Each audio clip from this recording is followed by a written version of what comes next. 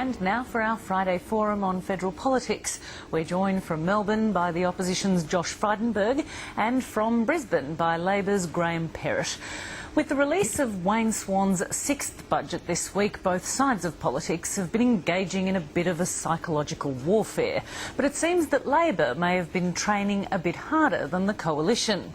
In the lead-up to the budget, Julia Gillard's combative communications director, John McTiernan, decided to gee up Labor's foot soldiers by getting together the government's ministerial media advisors and giving them this blast from the past.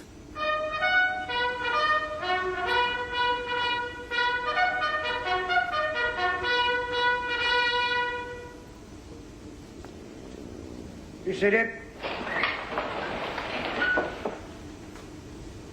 I want you to remember that no bastard ever won a war by dying for his country. He won it by making the other poor dumb bastard die for his country. General George Patton, as played by George C. Scott in the Hollywood biopic of his life. And with those stirring words ringing in their ears, we're confident that they filed out of Captain McTiernan's briefing room with a new resolve to do or die for Field Marshal Gillard. Graham Perrott, let me begin with you. General Patton was famously a believer in reincarnation. Given the existential state of the polls for the ALP, isn't that the real lesson from this famous great American warrior, that the best you can hope for is to come back to life in 2016? Well, the polls are a snapshot of where we are right now. And we've got 4 months before we go to the people of Moreton, in my case, the people of Australia. So obviously we're looking a bit grim at the moment, but we do have a positive agenda, a very positive agenda. And I think if we can focus on that, show that we're one team. And that's what Patton was able to do, to unify the troops and make sure that they all were fighting for the one cause. If we do that and have a little bit of luck in terms of getting a bit of, maybe a stumble from those opposite, put a bit of pressure on Tony Abbott, well, then I believe that we can take our message to the Australian people. I'm focusing on my seat. That's what I'll be doing every day between now and September the 14th. I don't want to, on election night or in the days afterwards, say I wish I'd done a bit more work. I've got Labor on my posters, and Labor means that you're prepared to fight for what you believe in. And if every one of the people in my caucus does that, who knows what will happen on election day? Who knows what will happen? I think we saw some chinks appear in those opposite on Thursday night. The facade of Tony Abbott, a few more chinks appeared, and I look forward to exploring those chinks over the next 4 months. And I like a fight. That's why you join the Labor Party, because you believe in something. That's what Labor people are about. We like fighting for our values. I look forward to bringing it on. Josh Frydenberg, do you think there is a possibility that you could get a little bit too complacent with 4 months to the election with the polls as they are? This is going to be a very tough fight, Emma. We know that this government will play every dirty trick in the book, and John McTiernan, the import from the UK on a 457, will do exactly that. But I'd prefer to paraphrase Winston Churchill, who said, when we talk about Tony Abbott, that last night was Tony Abbott's finest hour. I think he delivered a fantastic speech, which was an appropriate critique of the government's poor performance, while also outlining a vision for Australia, an economic vision for Australia based on fundamental liberal philosophy, personal responsibility, individual freedoms and an enterprise culture for Australia.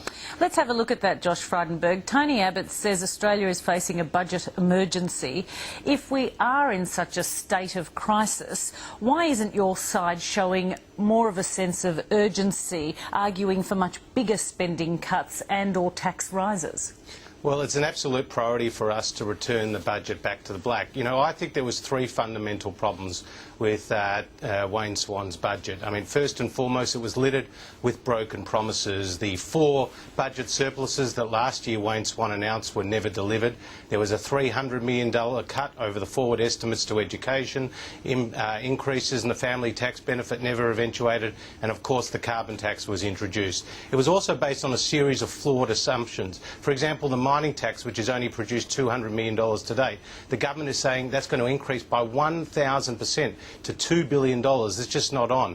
On the carbon tax, where the carbon price in New Zealand is currently 85 cents, it's $4 in Europe, the government is saying, well, by 2015-16, it will be $12. I mean, that's just not realistic. And also on the border protection, where there's been huge blowouts in spending, Emma, the government is saying, well, we're going to base it on what's happened in the last 10 years. Well, half of those 10 years were the Howard government when we stopped the boats. And finally, there's still this wasteful spending. In this budget, there's nearly $100 million for government advertising. I mean, fancy advertising the school kids bonus, which goes directly into parents' bank accounts. Not to mention, the $500,000 that the Department of Environment spends on indoor plants and the $15,000 per gold-plated coffee machine. So we will stop the wasteful spending. We will return the government budget back into the black. We've done it before and we'll do it again. Graham Perrott, almost exactly 12 months ago, Wayne Swan stood at the dispatch box and said, "The 4 years of surpluses I announced tonight are a powerful endorsement of the strength of our economy, resilience of our people and success of our policies." What Labor's got really, I put to you, is a credibility deficit. Well, look, at the time, you do rely on the advice given to you by Treasury and by the people that who prepare the economic forecasts. And Treasury are the same Treasury officials who work for Peter Costello, who would work for any future government. So we do rely on that information. Now, people make predictions. Obviously, politics is about credibility. I first ran in politics in 2004, and I remember a bloke, a health minister at the time, saying, "I give a rock-solid, ironclad guarantee that the Medicare safety net will be locked in forever." That was in October 2004. 5 months later, they said, "Oh, sorry, I lied. That wasn't the case." Did that minister at the time resign? No. No. Well, what did he do for penance? He went off and gave us work choices, and that bloke was Tony Abbott. Josh Frydenberg, Tony Abbott has promised voters there'll be no nasty surprises after the election in the event that the coalition wins, and yet there was no mention of work choices during the 2004 election campaign. Many voters will say that came to them as a nasty surprise. Look, work choices is dead, buried and cremated, and we've released... But you get my point, the fact that, how are voters now supposed to believe Tony Abbott when he says now there'll be no nasty surprises given what we saw in 2004? Well, the best example is the 1998 election when John Howard took to the election an increase in the GST. He bet his political life on that, and then it came into fruition despite the Labor Party's opposition.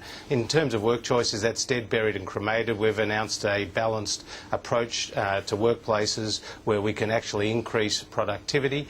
But at the end of the day, we have a huge challenge ahead of us if we're given the opportunity by the Australian people to form government after September 14, because this Labor government has produced 12 budget deficits, 12 if you take into account the previous Labor years.